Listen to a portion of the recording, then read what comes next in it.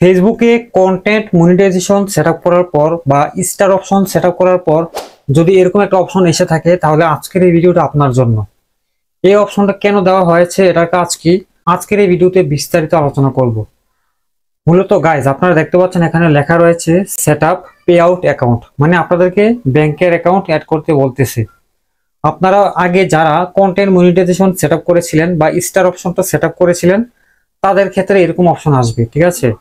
আমি পূর্বের ভিডিওতে কন্টেন্ট মনিটাইজেশন 1 মিনিটে সেটআপ করে দেখিয়েছিলাম। আমি বলেছিলাম সেই ভিডিওতে যে আজকের পরবর্তীতে আমি এই বিষয়টা নিয়ে আলোচনা করব। আপনারা যারা আগের ভিডিওটা দেখেন নাই তারা অবশ্যই দেখে আসবেন। আমি আই বাটন অ্যাড করে দিব বা ডেসক্রিপশনে লিংক দিয়ে দিব, সেখান থেকে দেখে নিতে পারেন। তো এখন আমি আপনাদেরকে দেখাবো কিভাবে সেটআপ করবেন পে আউট অ্যাকাউন্ট। তো গাইস চলেন আপনাদেরকে প্রথম থেকে আমি শুরু থেকে সম্পূর্ণ প্রসেসটা দেখিয়ে দিচ্ছি। আপনারা এই অপশনটা যারা খুঁজে পাবেন না তাদের ক্ষেত্রে এখানে সহজে বলে দিচ্ছি। আপনারা প্রথমত ফেসবুকের অফিসিয়াল অ্যাপটা ওপেন করে নেবেন। ওপেন করার পর প্রফেশনাল ড্যাশবোর্ড অপশনে চলে যাবেন, ঠিক আছে। যাওয়ার পর আপনারা কি করবেন, একটু নিচে স্ক্রল করলেই দেখবেন এখানে মনিটাইজেশন লেখাটার পাশে সি অল লেখা রয়েছে। এখানে সিম্পলি একটা ক্লিক করে দিবেন। দেন ক্লিক করার পর আপনারা এখানে দেখতে পাবেন সেই কাঙ্ক্ষিত অপশনটা এখানে শো করতেছে। এখানে লেখা রয়েছে set up pay out account, ঠিক আছে। এখানে মূলত আপনাদের ব্যাংকের অ্যাকাউন্ট অ্যাড করতে বলতেছে। আপনাদের ফেসবুকে যত আর্নিং হবে আপনাদের ফেসবুকের অ্যাকাউন্টে যুক্ত হবে। কিন্তু আপনারা যদি পে আউট অ্যাকাউন্ট যুক্ত না করেন বা ব্যাংকের অ্যাকাউন্ট অ্যাড না করেন তাহলে কিন্তু আপনারা টাকাটা উইথড্র করতে পারবেন না, ঠিক আছে। সেক্ষেত্রে আপনারা যত দ্রুত সম্ভব পে আউট অ্যাকাউন্ট যুক্ত করে দিবেন। তো এখানে আপনারা দেখতে পাচ্ছেন, এখানে একটা জিনিস লক্ষ্য করে দেখতে পাচ্ছেন, এখানে কিন্তু আমি 5টা অপশনের মধ্যে 3টা অপশন কমপ্লিট করে রেখেছি আগে থেকেই, ঠিক আছে। এগুলো জাস্ট আমি নেক্সট করে করে চলে যাব। তো আমি আপনাদেরকে দেখাই, আমি যদি এখানে set up pay out account অপশনে ক্লিক করি তাহলে এখানে দেখতে পাবেন প্রথম স্টেপ, এটা হচ্ছে প্রথম স্টেপ। এখানে লেখা রয়েছে let's start with the basics. এখানে আপনাদেরকে কিছু ইনফরমেশন দিতে হবে। এখানে আমার আগে থেকে দেওয়া রয়েছে, এখানে দেখতে পাচ্ছেন legal first name, legal last name, date of birth, country, ঠিক আছে। এগুলো সবগুলো আপনারা দিবেন। দেওয়ার পর এখানে নিচে নেক্সট বাটনে ক্লিক করে দিবেন সিম্পলি, ব্যাস। তারপর এখানে চলে আসবে সেকেন্ড স্টেপ, ঠিক আছে। এখানে লেখা রয়েছে এন্টার বিজনেস ইনফরমেশন, ঠিক আছে। এখানে আপনাদেরকে দিতে হবে কান্ট্রি দিতে হবে। আপনি যদি বাংলাদেশি হন বাংলাদেশ দিবেন, অন্য দেশের হইলে অন্য দেশে দিবেন, ঠিক আছে। আপনি বিদেশ থাকেন কিন্তু আপনি বাংলাদেশি, আপনি বাংলাদেশ দিবেন, ঠিক আছে। তারপর এখানে দেখতে পাচ্ছেন বিজনেস টাইপ, এখানে ইন্ডিভিজুয়াল দিয়ে দিবেন। তো এখানে দেওয়ার পর দ্বিতীয় স্টেপ কমপ্লিট হয়ে যাবে। দেওয়ার পর আপনার নেক্সট অপশনে ক্লিক করে দিবেন। তারপর এখানে আপনারা আসবেন তৃতীয় স্টেপে, ঠিক আছে। এখানে লেখা রয়েছে এন্টার ইউর ইনফরমেশন। এখানে আপনাদেরকে বেশ কয়েকটা ইনফরমেশন দিতে হবে।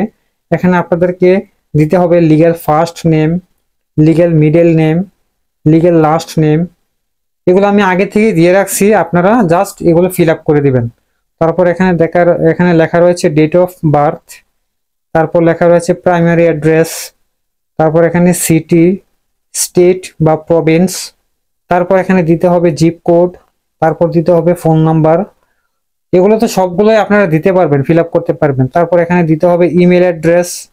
তারপর এখানে সবচেয়ে গুরুত্বপূর্ণ বিষয় হচ্ছে টিন সার্টিফিকেট। এগুলো আমি যখন স্টার অপশন সেট আপ করেছিলাম তখন আমি টিন সার্টিফিকেটটা অ্যাড করে দিয়েছিলাম। তো দেখতে পাচ্ছেন এখানে টিন নাম্বারটা আমার সবকিছু এখানে যুক্ত হয়ে গেছে। তো এখানে আপনারা জাস্ট এখানে নিচে আসলে দেখতে পারবেন আরো একটা গুরুত্বপূর্ণ কথা, এখানে টিন সার্টিফিকেটের একটা নাম্বার থাকে। এই নাম্বারটা এখানে বসিয়ে দিতে হবে। আমার এখানে অটোমেটিক চলে এসেছে। তো আপনাদের যদি টিন সার্টিফিকেট না থাকে তাহলে এটা কিন্তু সেট আপ করতে পারবেন না।